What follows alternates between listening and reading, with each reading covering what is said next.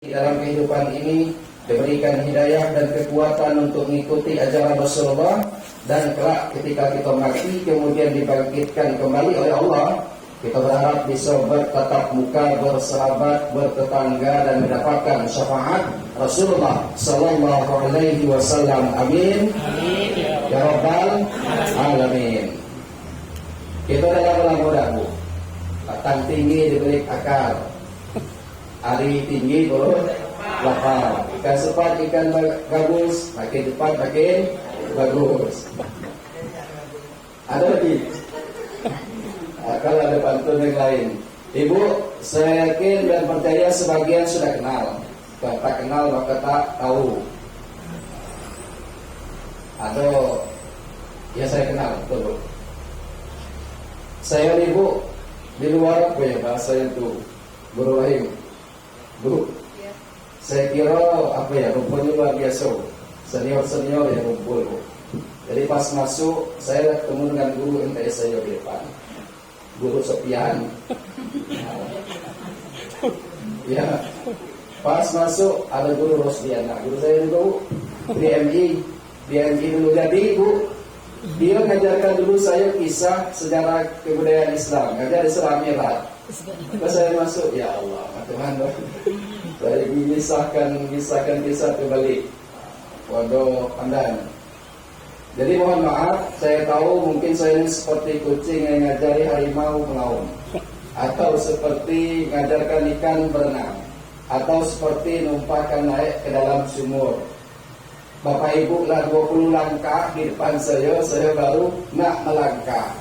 Jadi mohon maaf kalau misalkan ada kekurangan yang kurang berkenan, mohon dimaafkan. Tapi intinya watawasau bil haq, watawasau bisabr. Kita mengingatkan dalam hal yang baik, nasihat menasihati dalam kesabaran. Amin ya rabbal alamin.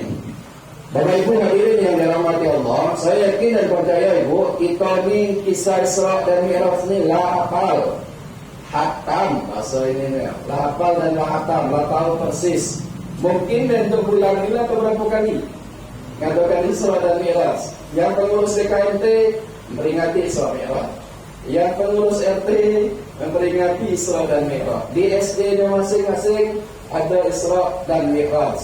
Yakin saya sudah hafal dan hatam. Mudah-mudahan tak bosan-bosan walaupun disampaikan oleh orang yang penuh dengan kekurangan seperti saya. Jadi kita awali dengan firman Allah. Tadi sudah dibacakan. Bismillahirrahmanirrahim. Subhanalladzi asra bi'abdihi lailan minal masjidil harami ilal masjidil aqsa alladzi barakna haulahu linuriyahu min ayatina innahu huwas samiul basir. Shadaqallahul azim.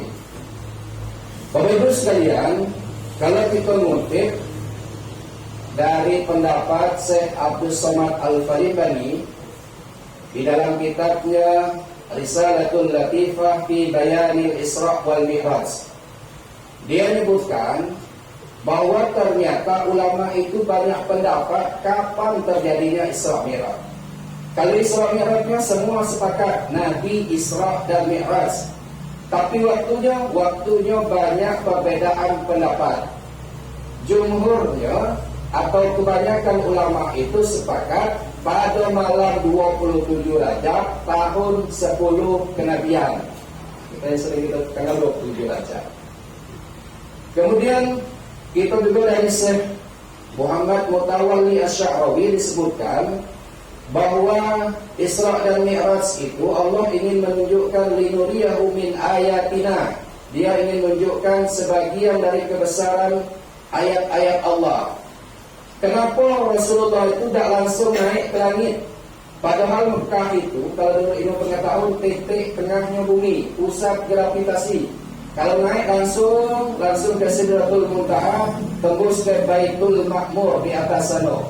Kenapa tidak langsung naik benar? Tapi Allah perjalankan dulu minal Masjidil Haram ilal Masjidil Aqsa. Rupanya Allah ingin melihatkan kepada kita lewat Rasulullah tanda-tanda kebesarannya. Makanya Bapak Ibu sekalian, tepat kalau ada program KKG itu kita jalan dari satu SD ke SD yang lain pas program tuh, supaya ada tanda-tanda yang bisa kita lihat. Kalau ada kelebihan di sana kita buat di tempat kita, kalau ada kekurangan yang di sana mungkin kita benahi di tempat kita. Linuriyahu bin ayatina, ada ayat ardiyah namanya, tanda-tanda yang ada di muka bumi. Sekarang pertanyaan Ibu, kalau biasanya kita berjalan, apalagi dari masjid ke masjid, dari tempat baik ke tempat yang baik, ada halangan-halangan tidak kira-kira Bapak Ibu? Ada. Untuk hari itu mungkin Pak Herman, ada baik halangannya. Kalau dah berkuat hati, dah nak datang, apalagi pagi tadi hujan, dingin. Ya. Halangan-halangan itu seperti yang dijelaskan di dalam kitab-kitab sejarah Isra Mi'raj, Rasulullah banyak sekali dihalangi-halangi. Ada yang manggil dari sebelah kanan, ada yang manggil dari sebelah kiri. Yang kanan manggil, yang sebelah kiri manggil. Pokoknya harus dihalangi. Rasulullah itu harus dihalangi. Jangan sampai dia mendekat kepada Allah Subhanahu wa Ta'ala. Jangan sampai Rasulullah itu dapat kebaikan-kebaikan. Itulah kawin setan. Pokoknya setan dengan kawan-kawannya itu jangan sampai kita kok buat baik. Kalau udah lewat sebelah kanan halangannya, ada pasti lewat sebelah kiri. Itu yang sebelah kanan, kalau kata kitab itu yang manggil itu adalah golongan orang-orang yang kebanyakan itu adalah golongan orang-orang Yahudi, Marduk, orang-orang yang dimurkai oleh Allah Subhanahu wa Ta'ala. Ngaku dimurkai Allah? Dia tahu, tapi dia tak mau beramal, tak mau buat. Itu sebenarnya pengingat bagi kita, Bapak Ibu sekalian, kita sebagai guru. Kalau misalkan kita tahu, tak kita buat, Allah murka. Kita tahulah, nak semayang berapa kali sehari semalam? 5. Semayang asar 4, semayang maghrib 3, kata anak kita. Kita yang lewat, kita akan dimurkai oleh Allah Subhanahu wa Ta'ala. Ada juga yang golongan yang sebelah kiri. Sebelah kiri ini terbalik. Dolin itu artinya orang yang dia tak tahu, tapi dia mau berbuat. Terbalik. Dia tak mau, tapi dia mau berbuat.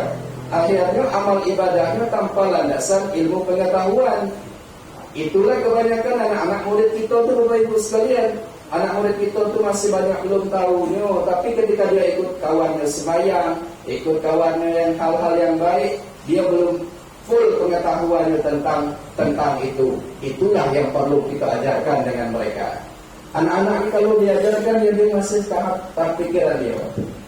Kalau kita jelaskan dengan dia, nah, sebutkan benda-benda padat yang bisa dicairkan. Kalau belajar ini Pak, jawab Pak.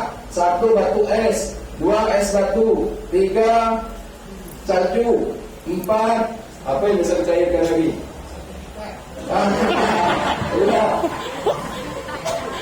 Itu kalau jawabnya nice nih. Kalau jawabnya guru lain lagi Bapak Ibu, apa yang bisa dicairkan? Tuh, SKPNS, 2 sertifikat, 3 UPKB, 4 surat tanah. Nah, kalau jawabnya ke anak-anak, ya anak-anak seperti itu. Dia cenderung untuk ngikut hal-hal yang baik, tapi kadang-kadang landasan ilmunya kurang pas. Tugas kita itu. Jadi orang yang sebelah kiri itu adalah orang yang sesat. Orang yang sesat.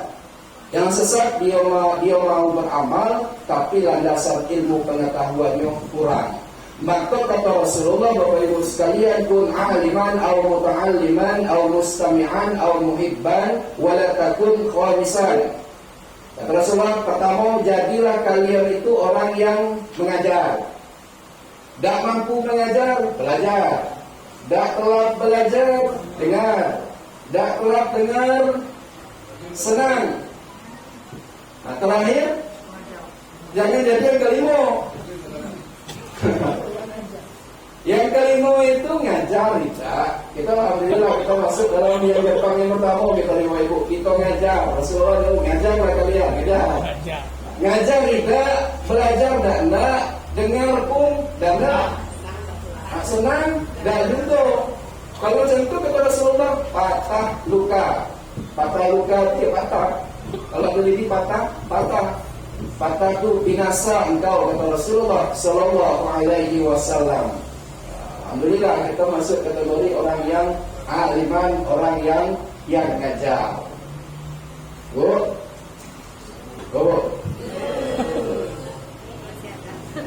Ya. Ya. Mudah-mudahan ya semangat kita masuk. Lewat kanan, lewat kiri, halangan-halang lintang, itulah perjalanan hidup kita. Pasti ada halangan-halangan. Rasulullah juga lewat dari halangan kanan dan halangan kiri. Ada juga halangan depan lewat. Kemudian sampai ke Masjidil Aqsa. Masjidil Aqsa adalah masjid ketiga yang termulia di permukaan bumi. Setelah Masjidil Haram, kemudian Masjid Nabawi, kemudian ada Masjidil Aqsa. Di Masjidil Aqsa itu sudah ditunggu Rasulullah itu oleh ruh para nabi, ruh para rasul. Semua menunggu Nabi Muhammad sallallahu alaihi wasallam. Sudah ditunggu Rasulullah datang. Apa yang mereka buat? Yang mereka buat itu adalah sembahyang 2 rakaat. Sembahyang 2 rakaat. Siapa yang jadi imam? Yang jadi imamnya adalah Rasulullah sallallahu alaihi wasallam. Kenapa tidak Nabi Adam, Nabi yang pertama? Nabi Adam tidak mau. Kenapa tidak Nabi Ibrahim, bapaknya para Nabi? Nabi Ibrahim tidak mau. Nabi Isa juga tidak mau. Nabi Musa penerima kitab Taurat, Nabi Isa pun tidak mau. Nabi Musa pun tidak mau. Tapi yang jadi imam adalah Rasulullah sallallahu alaihi wasallam. Nah, ini ada pelajarannya Bapak Ibu sekalian. Kalau masalah sembahyang yang pasti bacaannya, ikhlaslah kita yang senior untuk menyerahkan itu kepada yang pasti. Kalau ada guru sayuti, yang pasti, ada lagi imam yang tua, giginya detik lagi, ikhlaslah mundur.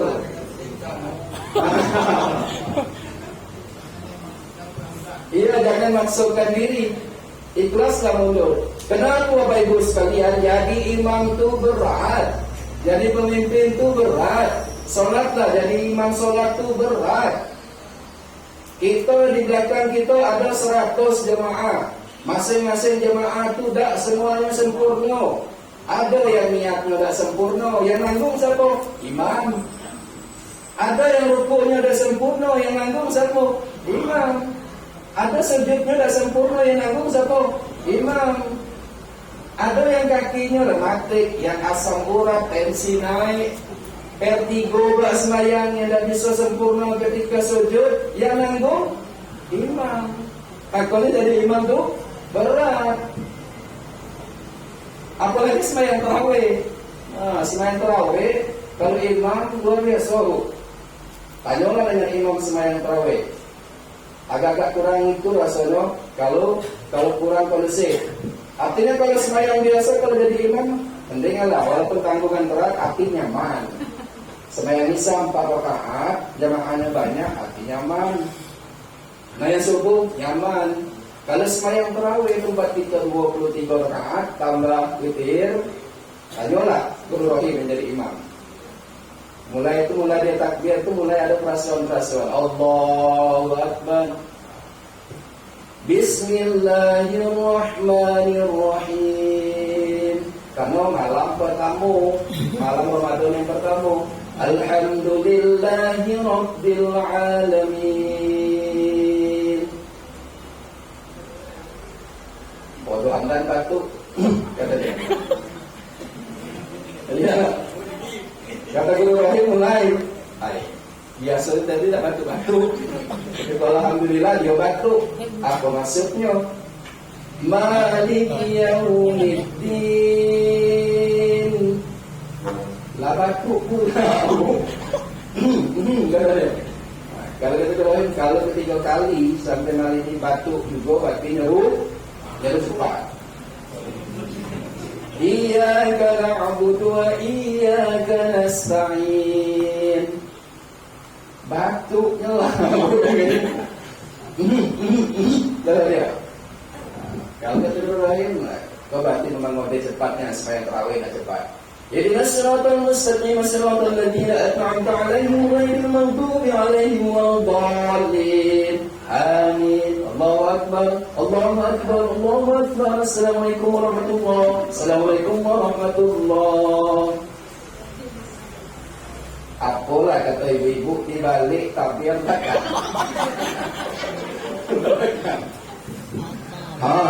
Kau ni imam yang kita cari sekarang ni.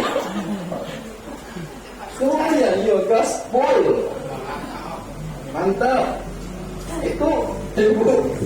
Kalau jadi imam sembahyang tarawih itu luar biasa loh. Karena yang diimbang itu banyak. Apalagi malam Ramadan yang pertama, baru sudah buka. Biasa puasa pertama tu selera tu luar biasa. Telepon masuk, ramalan masuk, SMS masuk, segala hal masuk. Di malam yang pertama perut kenyang, kita sembahyang tarawih, kan?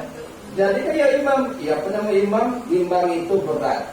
Ini pelajaran bagi kita. Rasulullah dulu dia tak panjangnya, tak pendeknya. Kita ngimbangi makmum. Artinya kalau sholat itu mau bagus, sholat kita tu mau sholat tarawih atau sholat yang berjamaah lain, maka kondusif. Kondusif itu artinya imam memahami kondisi makmum tak banyak tingkah. Kalau itu terjadi, maka insya Allah perjalanan sholat itu akan menghasilkan banyak kebaikan di dalam kehidupan ini. Ibu, selesai di situ. Kemudian naik ke langit. Naik ke langit sampai ke langit ke-7. Malaikat Jibril dah mampu lagi batas itulah. Bertemu dengan mustawa. Allah Subhanahu wa taala bertemu langsung dengan Rasulullah sallallahu alaihi wasallam. Singkat cerita kata Rasulullah, "Faradallahu ala ummati lailatal Isra'i khamsina salatan."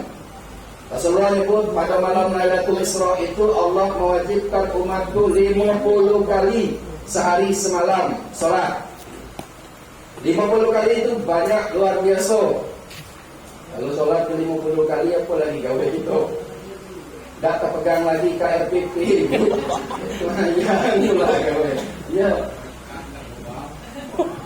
50 kali yang namanya Rasulullah masih muda, baru 10 tahun menyampaikan risalah Nabi.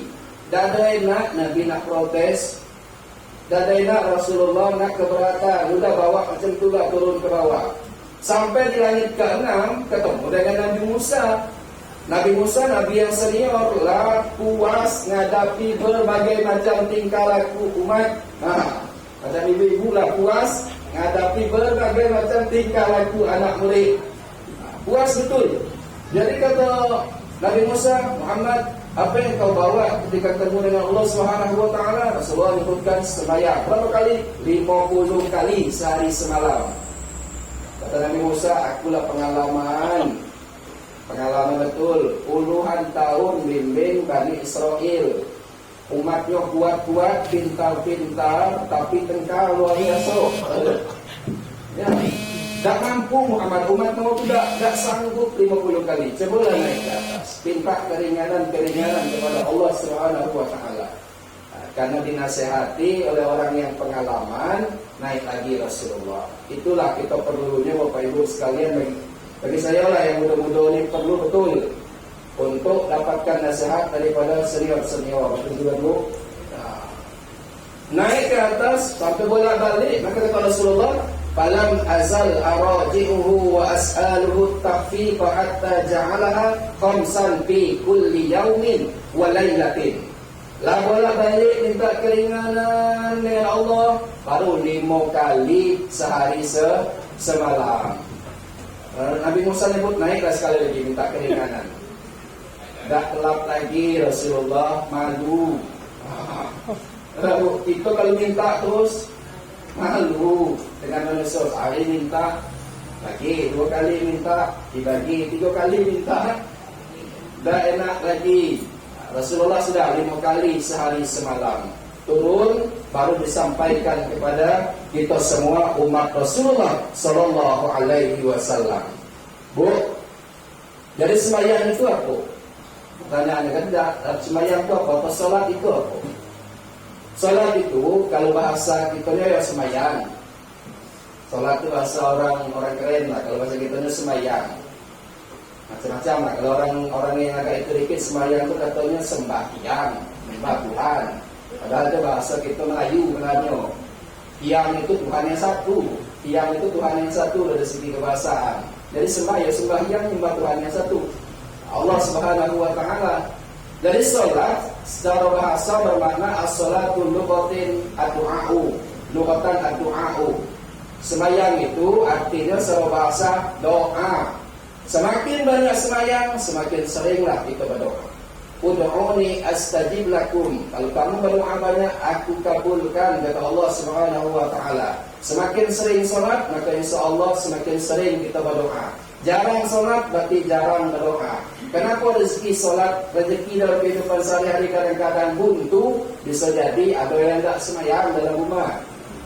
Laki kita yang tak sembahyang, laki kita lah yang membuntukan rezeki. Anak kita dah sembahyang, anak kita lah yang membutuhkan rezeki. Bini kita dah sembahyang, bini kita lah yang membutuhkan rezeki. Solat itu pelancarnya, dekat dengan Allah Subhanahu wa taala. Solat artinya doa secara bahasa. Sedangkan dalam istilah aqwalun wa af'alun muftatahatun bitakbir, muftatahatun bitaslim, bisyara'itu mahsusa. Mohon maaf kalau salah.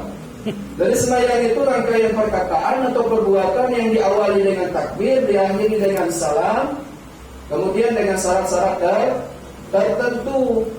Bahasanya ya bahasa Arab, karena sudah syaratnya seperti itu. Rakaatnya ya sesuai dengan rakaat itu.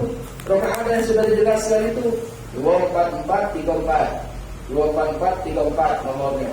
Jangan lupa 244 34. 2 subuh, 4 zuhur, 4 asar, 3 maghrib, 4 isya. Itu 24 jam tu, Bu. Dah aktif nomor, dah aktif. Aktif terus.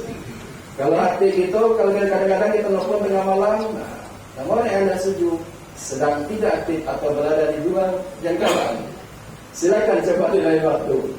Kalau nomor Allah Subhanahu wa taala insyaallah nyambung terus. Apalagi ditambah dengan hal-hal yang sunat yang lainnya. Jadi pertanyaan yang kedua, apa hikmah sholat, hikmah sembahyang dalam kehidupan kita? Dari sini kita sudah tahu hikmah sembahyang. Macam-macam, Bu. Ada yang pakar pendidikan jelaskan masalah pendidikan. Yang pakar kesehatan menjelaskan sholat, manfaat sholat dari segi pendidikan.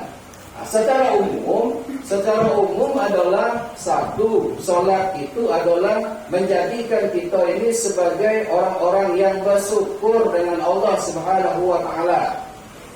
Napa wa itta'adzana rabbukum la in syakartum la azidannakum wa la in kafartum inna adzabi lasyadid. Kalau kita bersyukur ditambah, kalau kita kufur azab Allah sangat pedih. Kalau kita syukur dapat 10.000 ditambah 10.000. Lalu kalau kita syukur insyaallah ditambah oleh Allah Subhanahu wa taala. Itulah janjinya. Banyak kalau diukur-ukur, dihitung-hitung tak terhitung. Wa in ta'uddu ni'matallah la tuhsuha. Siapa nak hitung nikmat Allah tak terhitung, pasti tidak terhitung. Bu.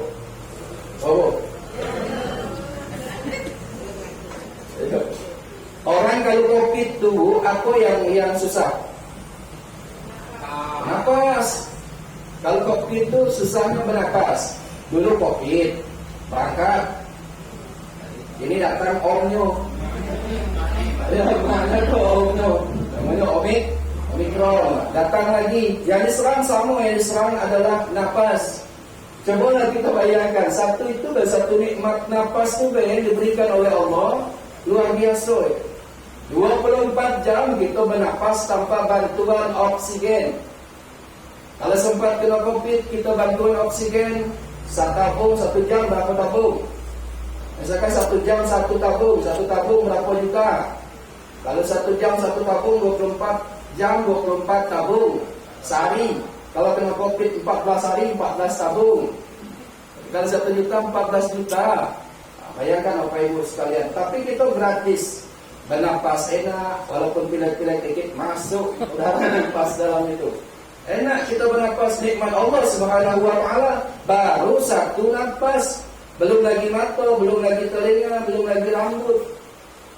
Alhamdulillah Bu, kita walaupun ini rambut kita masih ada orang yang punya rambut sama sekali.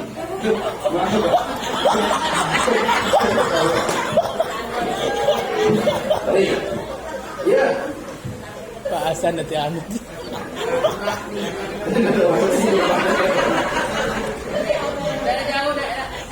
Atau dengan hal-hal yang lain, banyak kan yang lain. Kita walaupun kena rematik masih bisa berjalan. Ganti kena rematik, sembahyangnya susah. Apalagi kena asam urat. Orang tegak sembahyang telat 2 rakaat, kita dah telat lagi 1 rakaat, rasa nak pecah rasa betis. Kena asam urat. Macam-macam nikmat Allah. Jadi memang betul wa in ta'uddu ni'matallah la tuhsuha. Kalau kamu pengen hitung nikmat Allah, tak terhitung. Dengan apa caranya kita bersyukur? Dengan sembahyang 5 waktu. Itulah yang diwajibkan. Nanti baru tambah dengan hal-hal yang sunat. Yang kedua, hikmah yang kedua itu adalah Allah menyebutkan supaya kita itu teratur disiplin. Bu, dengan sembahyang itu, inna salata kanat 'alal mu'minina kitaban mawquta. Salat itu ada waktunya sudah ditentukan. Kalau waktunya sudah ditentukan, berarti mengajarkan kita teratur, mengajarkan kita disiplin. Kalau subuh, ya waktu subuh. Jangan dikerjakan di waktu jam 7. Atau bangun jam 7. Harusnya subuh itu di waktu subuh. Selesai kalau jam 7 waktu itu sholat duha. Sholat duha pakai kunut. Kalau jam 7, jam 8. Kalau zuhur di waktu zuhur, kalau asar di waktu asar. Jangan terbalik. Jangan terbalik karena sudah diatur. Mentang-mentang kita subuh, badan kita masih segar, 4 rakaat. Zuhur kita ngajar balik ke rumah masak, dah 2 rakaat. Nah terbalik. Tak bisa macam tu.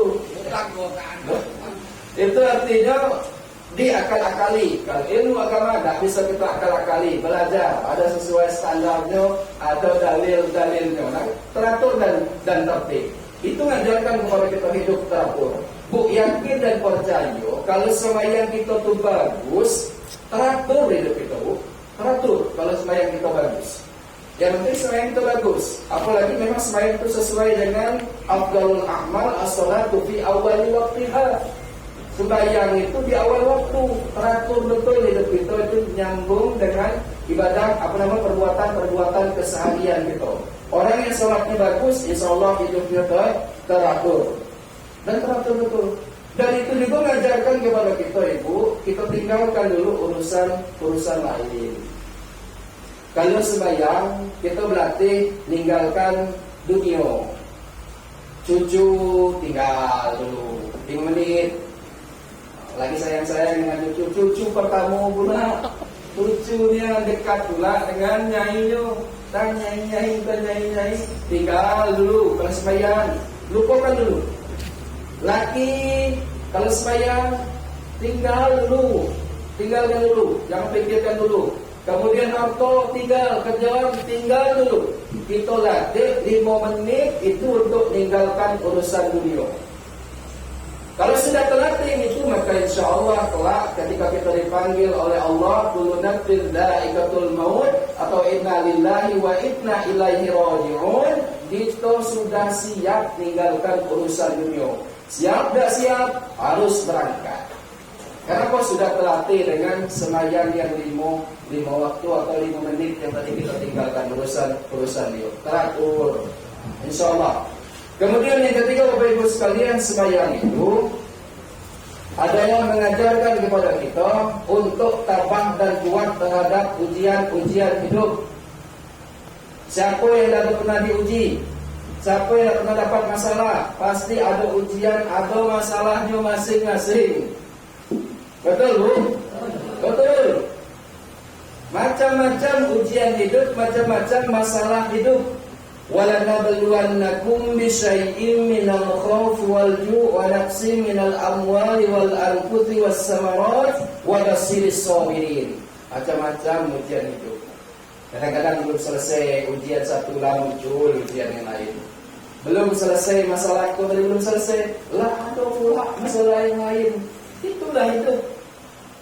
Kita tidak bisa lari dari masalah, dari ujian. Tapi kita harus hadapi ujian itu dengan apa? Dengan tadi, dengan bantuan sabar dan solat. Ya ayyuhalladzina amanu ista'inu bis-sabri was-salat innallaha ma'as sabirin.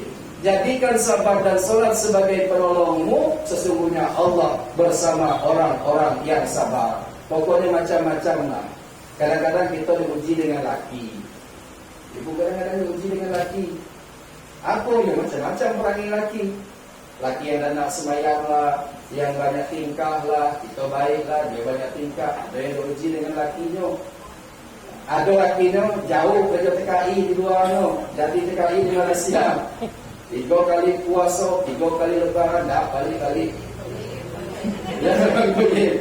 Di telepon tak diangkat, di SMS tak dibalas, di WA juga centang satu, ngirim kabar tidak, ngirim duit, apa lagi? Apa hidup, apa sudah mati. Gundah gelisah itu ujian lagi bagi istri, macam-macam. Ada orang yang diuji dengan suami, ada orang yang diuji dengan istri. Kalau kau diuji dengan suaminya, kau mungkin diuji dengan istrinya, rumah sebelah kita. Ngaku istri tu, ya macam-macam istri. Kebanyakan istri tu, ujian kami ngomong, ibu-ibu pun ngomong.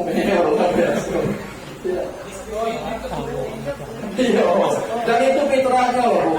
Nenek moyang kita Nabi Adam, bininya Siti Hawa. Adam berbahasa Jawanya Adam, tenang. Tak banyak cakap kalau apa. Kalau Hawa, ya Hawa. Kalau Hawa, Hawa. Kata lakinya, ya Allah ya Tuhanku, cerita dengan kawan. Aku kalau bini aku tu sejam dia diam di rumah hening, aneh rasa di rumah. Ujian hidup macam-macam lah ujian. Itu yang ujian istri. Ada lagi yang diuji oleh Allah, lain lagi anak. Anak itu ada ujian. Ada ujian bagi kita anak itu. Kadang-kadang alhamdulillah kita diuji oleh Allah. Anak kita 4, 1 baik, 2 baik, 3 baik, 4 dikelak. Ya, nakal lah bahasanya. Agak di luar itulah. Ya ujian. Dan itu tidak mesti anak guru harus jadi guru. Dah. Anak preman harus jadi preman. Tak juga. Walaupun kebanyakan anak guru jadi guru, anak preman jadi preman. Tapi ada juga dalam kehidupan ini ujian. Anak guru diuji dengan guru, diuji dengan anak. Kadang-kadang itulah ladang ujian ladang ujian kita lah usaha masing-masing didik dia, tapi tak juga tak telak. Man yahdillahu fala mudhillalah wa man yudlil fala hadiyalah. Kita kembalikan kepada Allah Subhanahu wa taala. Itu mungkin ladang ujian bagi kita. Macam-macam lah ujian. Ada yang diuji lagi dengan yang lain, ekonomi misalkan. Apalagi kini Omikron luar biasa, udah Covid, Omikron pulang. Dekat puasa, minyak goreng lah, pajak gitu. Iya. Ibu kalau datang ke pres ke apa, anak-anak muda yang kuliah tu tidak pernah beli minyak sayur, minyak goreng, antrian minyak goreng. Minyak goreng lah susah, galonnya naik. Segala macam itu kan naik, apalagi lah dekat puasa. Ujian bagi kita. Sementara tunjangan kita, batas tulah. Naik. Yang ada pun sudah kena potong. Karena sekolah duluan kan. Ujian dari Allah Subhanahu wa taala. Macam-macam ujian. Ujian masalah jangan kita hindari, kita hadapi. Kenapa Allah sudah menyiapkan itu? Liyabluwakum ayyukum ahsanu amala. Orang yang diuji itu supaya Allah tahu siapa yang paling baik amal perbuatannya, siapa yang paling baik prasangkanya kepada Allah. Kalau dia mampu lewati itu dengan baik, ya Allah akan angkat derajatnya menjadi orang yang dicintai oleh Allah Subhanahu wa taala. Yang ketiga, Bu, masih ingat Bu? 1 bersyukur, 2 teratur, 3 ujian, sarana ujian, penolong sarana ujian. Yang keempat Bapak Ibu sekalian, innas salata tanha 'anil fahsya'i wal munkar. Sembahyang itu mencegah dari perbuatan keji dan mungkar. Mana yang keji? Yang keji itu yang disenangi, yang disukai oleh naluri kita. Contohnya apa? Contohnya kikir, keket, pelit, dan dulur-dulurnya. Itu secara naluri kemanusiaan kita suka dengan hal itu, Bu. Tapi dibenci oleh Allah Subhanahu wa taala. Itu yang keji. Yang fahsya itu yang itu, mana lagi misalkan zina. Zina itu secara naluri kemanusiaan suka, tapi Allah membenci itu. Yang fahsya wal mungkar, mungkar yang mana? Yang mungkar itu semua perkataan, semua perbuatan yang dibenci dan dilarang oleh Allah Subhanahu wa taala. Timbul pertanyaan, Pak, macam mana? Dia semayang-semayanglah. Kejudi terus. Minum-minuman terus, mabuk terus, semayang-semayang. Kalau semayang dia semayang. Tapi yang maksiat itu jalan terus. Berarti ada sesuatu yang kurang dari semayang yang dia lakukan. Intinya Allah sudah janjikan inna sholata tanha 'anil fahsya'i wal munkar. Semayang itu bisa mencegah dari perbuatan keji dan mungkar. Pertanyaan terakhir, Bapak Ibu sekalian, macam mana usahanya supaya semayang kita itu terasa? Lalu kita lah sudah sebatas umur ko, sebatas 10 tahun ko, macam mana supaya semayang itu betul-betul meresap dan bermanfaat? Apa yang perlu kita buat dengan semayang kita tu? Kita ngutip dari ini. Pertama, wuduk baguskan. Wuduk dulu. Wuduk. Ya bagus-bagus kena wuduk. Idza qumtum ila sholati faghsilu wujuhakum. Bila niat kita basuh muka, sempurnakan muka. Dan itu diajarkan guru-guru kita dulu tak? 1 kali wajib, 2 kali sebagai penempel kalau ada yang kurang, hukumnya sunat. 3 kali penyempurnanya, punya sunat. Jangan lewat dari 3 kali. 4 kali, 5 kali makruh. Karena sudah was-was tu, karena penyakit was-was tu 4 kali, sah tak 5 kali, 6 kali, habis. Nah, ya, 3 kali selalu sempurnakan sampai doa selesai wudu. Biarkan air tu netes, keringnya tu kering netes. Kalau satu kitab disebut biarkan dia netes. Kenapa tetesan dari air wudhu itu akan memadamkan api neraka besok? Api neraka itu apa? Panas. Yang panas kalau dalam diri kita emosi, amarah. Wudhu itu menenteramkan emosi. Kata Rasulullah, kamu kalau marah, semarah-marahnya emosi tak tertahan, kablakan ambil wudhu. Karena api akan padam dengan air. Apalagi air itu kita iringi dengan zikir-zikir seperti wudhu itu. Tenang insyaAllah. Nah, jadi itu Bapak Ibu sekalian. Yang keempat tadi, sholat. Apa Bu? Tengok ibu lupa. Inna sholat tanha 'anil fahsya'i wal munkar. Salah satu cara yang pertama adalah sempurnakan wudu. Jangan cepat-cepat nian wudu tu. Tenang-tenanglah, karena itu gerbangnya sembahyang kita khusyuk. Sembahyang yang khusyuk diawali dengan wudu yang bagus. Kalau wudunya sudah bagus, yakin dan percaya kurang khusyuknya. Dan itu gerbangnya. Kemudian yang kedua, kita usahakan sembahyang kita tu yang kita hayati, kita nikmati. Bahasanya itu istiqomah lah. Istiqomah itu dalam arti kata walau di samping terus menerus kita lakukan, tapi kita nikmati proses itu, nikmati, hayati, hargai. Itu istiqomah. Kalau sembahyang dinikmati, dihayati, dihargai, insya Allah bacaan-bacaannya, gerakan-gerakannya juga akan sempurna. Apalagi kalau sembahyang itu kita seperti yang dikatakan Rasulullah, anta'budallah ka'annaka tarahu. Fa in lam takun tarahu fa innahu yaraka. Kita sembahyang itu kita harapkan kita lihat Allah Subhanahu wa taala. Macam mana kalau supaya kita bisa lihat Allah? Tak bisa, belum sampai tahapan kita lihat Tuhan. Maka kita yang kedua, fa in lam takun tarahu fa innahu yaraka. Anggap Tuhan itu lihat kita ketika sembahyang. Insyaallah khusyuk. Macam mana kita di depan ibu pengawas? Bagus gerakan kita, kenapa? Karena kita lihat. Nah, dilihat oleh ibu.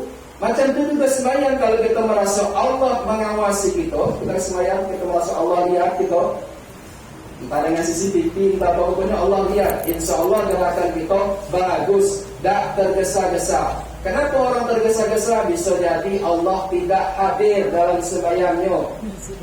Karena tergesa-gesa nak terkejar gawe, laporan banyak, sembahyang tergesa-gesa, merasa Allah tidak mau merasa.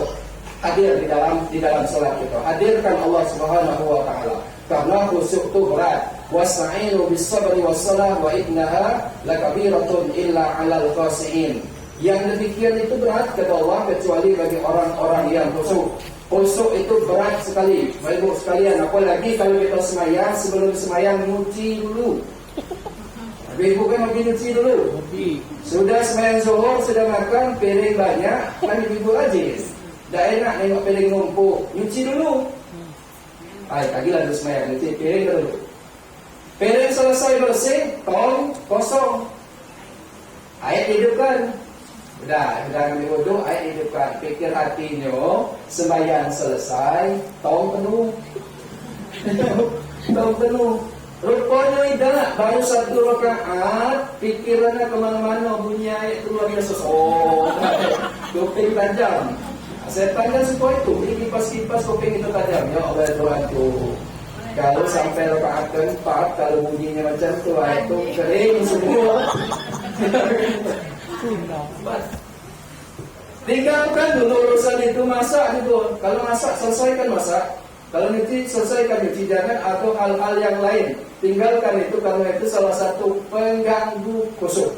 Yakinlah, setan itu ada celah dikit, dia masuk. Ada celah dikit dalam sembahyang itu, dia masuk. Itulah kadang-kadang kita sembahyang 2 atau 3. Lupa, was-was.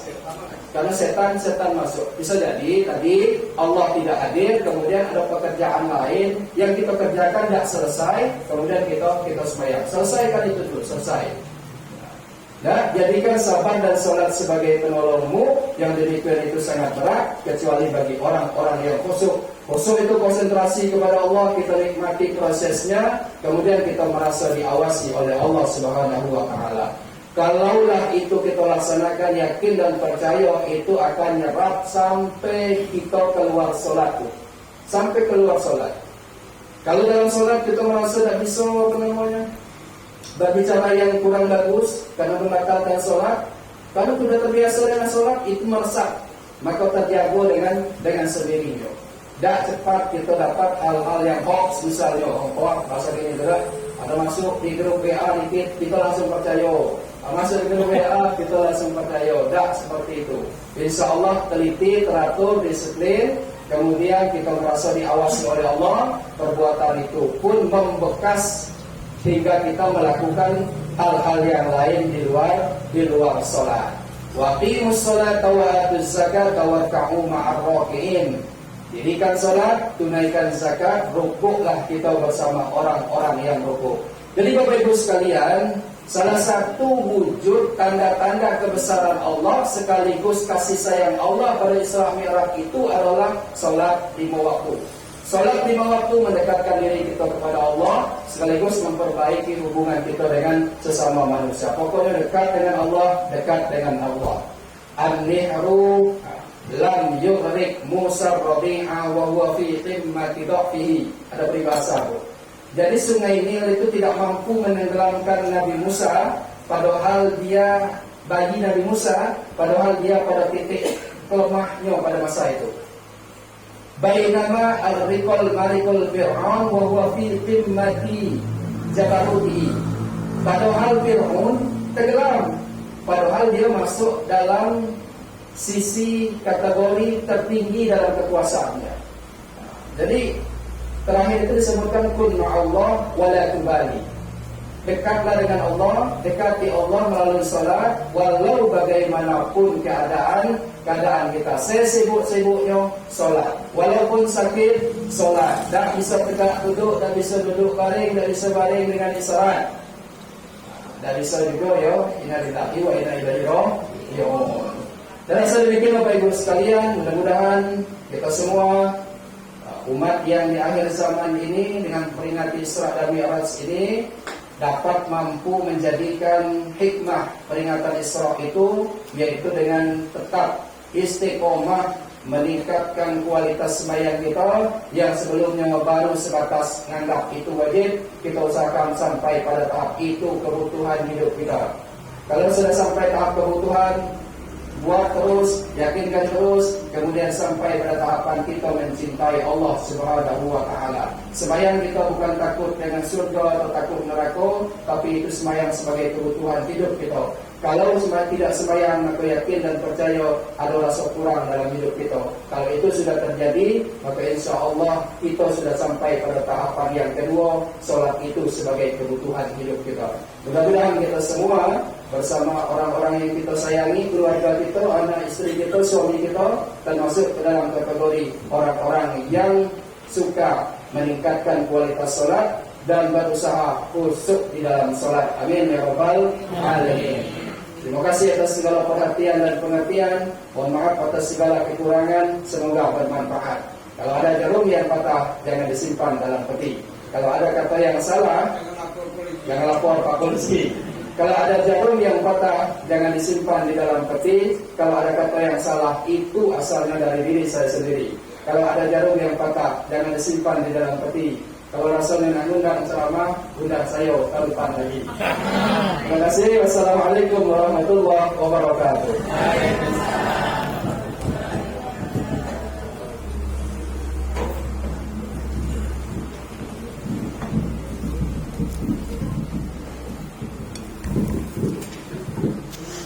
Hadirin berbahagia, acara selanjutnya pembacaan doa oleh Guru